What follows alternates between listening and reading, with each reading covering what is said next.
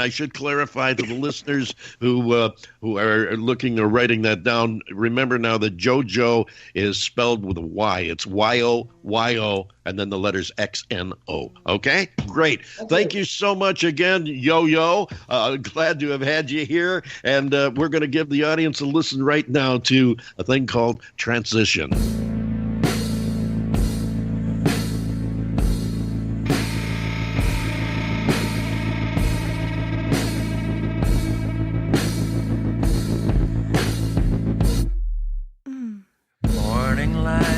Step out on the balcony. A neighbor still got Christmas light shining bright in a window across the street. February winter's not yet decided whether it should stay or leave. I still got my lights in a tree.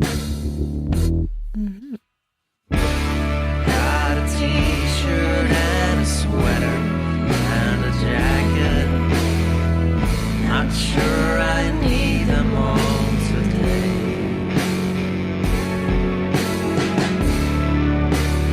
We are in transition. Indecision.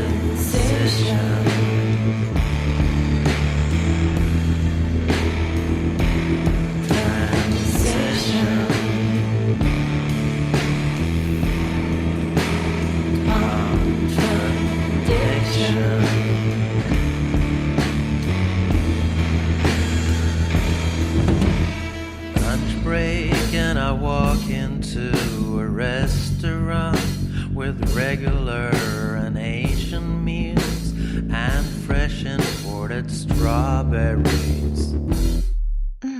February winter's not yet decided whether it should rain or snow, and so we get a bit of both. Got a t-shirt, left the sweater, got my jacket. Should have worn them all today.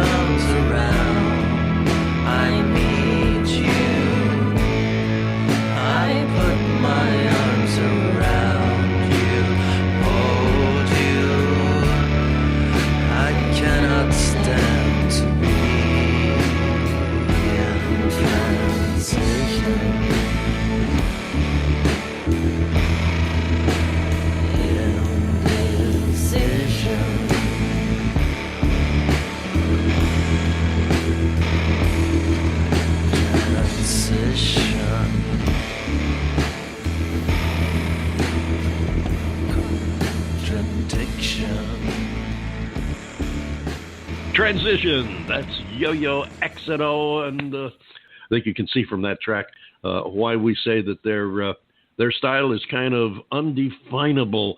They span rock, garage rock, a little punk. It's an interesting mix of sounds. Speaking of interesting mixes of sounds, we've got one right now, and they're back for their second appearance on the show. And we welcome them back. We'll be talking with them in just a moment. Of course, we're talking about the Ivory Tower Project. And here they are with a thing called Friends.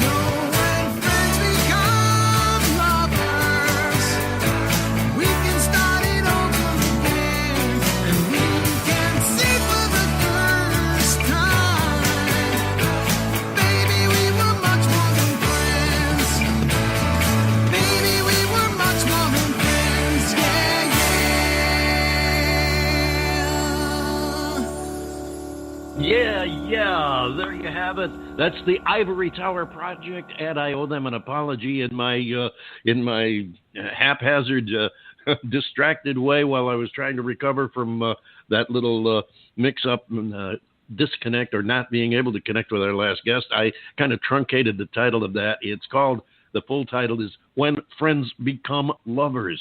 And before I mess anything else up, let's bring in the man himself that's in charge and responsible for all of this, Mark Regula. Mark, welcome aboard. Hello, David. How are you? Well, a little bit flustered, as you heard there. We had a little difficulty and weren't able to connect with our guest from Sweden, but I think we're back on track now, and we've got you along to keep us stabilized. How's everything going with you? All right. It's cold in New York. Yes, I know. We've been, as a matter of fact, we chatted about that a few minutes ago. There's been a really rough winter up there, and being from upstate New York, I know what rough winters are. But between the snow and the sub-zero temperatures, you've definitely paid your dues this year. Yes, we did. We just had, today was like a third day of rain, so it finally cleared up at the end of the day. So looking forward. That's a good thing. I bet you are. And I just read today where they say the end of the month should be considerably more mild than what you've been going through. But we got you here to talk about music. Tell us about this Ivory Tower Project. Well, basically, for those who don't know about us, we started out as a band way back in the 80s. And the start off was our drummer had passed away just a few months after our first recording. After that, our bass player, he had gave notice that he wanted to leave the band. He didn't want to go on, so at least not with music. He found another calling. And at that point, the rest of the members of the group, we didn't want to stop, so we decided that we were going to replace not so much with band members, but with studio musicians, and that's how Ivory Tower, as a band, became Ivory Tower Project. And we were working originally in the 80s with Tiki Recording Studios in Glen Cove, and the owner and the producer, the co-producer on our tracks, Fred Guarino. He had connections to some very good musicians, very talented musicians who were studio players. In fact, one of them is Richie Canada, who played originally with Billy Joel as tenor saxes. He also used to play keyboards for the live shows with Billy. And we also had Ivan Elias, who was the original bass player with Patti Smythe and Scandal.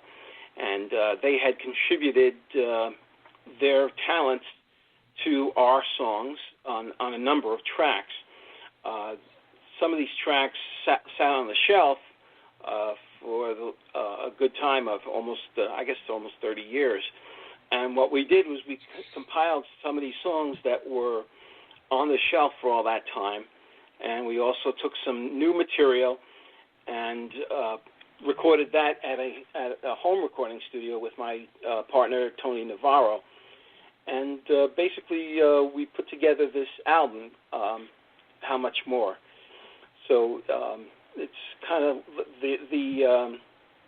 that's pretty much like a concise synopsis of the evolution of the Ivory Tower Project, and what a story it is. I know I did pick up on one thing in particular that struck me when you said that your one guy, and I missed the name, but the one guy had, among other accomplishments, had played keyboards live shows with Billy Joel, and I couldn't help but think first off, what a challenge that must be to play keyboards with Billy Joel, and what a compliment to him as a talent that he was able to do so. That had to be quite an experience. Yeah. Oh, yeah. It's and he's done quite well on his own. Richie Canada, he's got a recording studio up on the North Shore of Long Island. His son, he he co-owns it with his son. He's on numerous musical projects as well. Of course, it's not as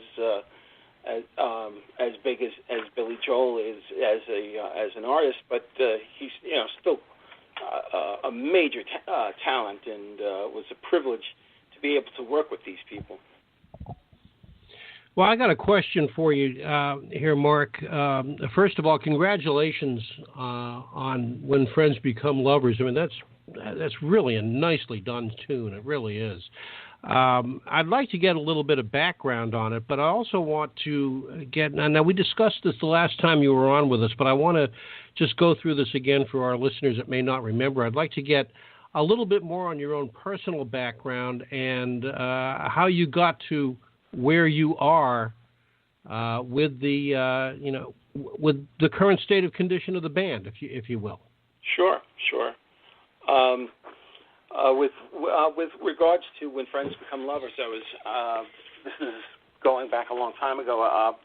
I had we had a band rehearsal on a Saturday afternoon, and I was driving home, and I was reading a couple of articles.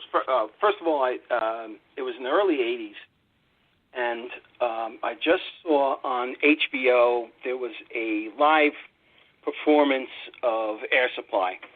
And Russell Hitchcock, the lead singer of Air Supply, I was just like amazed at his vocal quality. It was just like so good in a live setting. I was just like, wow, that's a very powerful voice, and I just thought it was